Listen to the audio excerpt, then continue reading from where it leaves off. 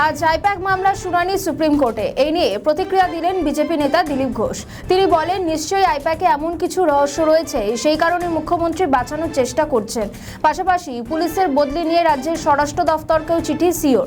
এই নিয়েও প্রতিক্রিয়া দিলেন দিলীপ ঘোষ। কি বলেছেন শুনুন। আইপ্যাক মামলা শুনানি আজ সুপ্রিম কোর্টে, কি বলবেন? দেখুন, কোর্টের প্রসিডিংস চলবে, এরকম হাজার মামলা চলছে কোর্টে। তো সেই জন্য কোর্টে যখন রায় হবে সেটাই মান্য হবে সবার জন্য।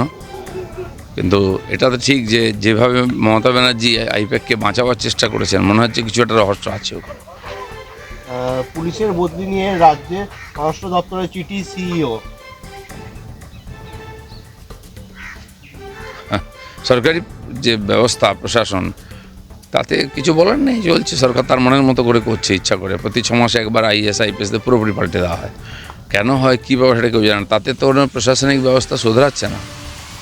আজ দিল্লিতে বৈঠক এসআইআর নিয়ে।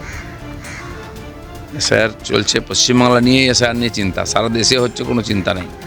তো সেই জন্য এখানকারকে জটিল করে করে আরও বেশি লেন্দি করার চেষ্টা চলছে। ইলেকশন কমিশন পুরোপুরি চেষ্টা করছে যাতে এটা ঠিক হয়, কিন্তু সরকার, রাজ্য সরকার যদি সহযোগিতা না করে ঠিক সময় আর ঠিকভাবে শেষ করা তো মুশকিল আছে।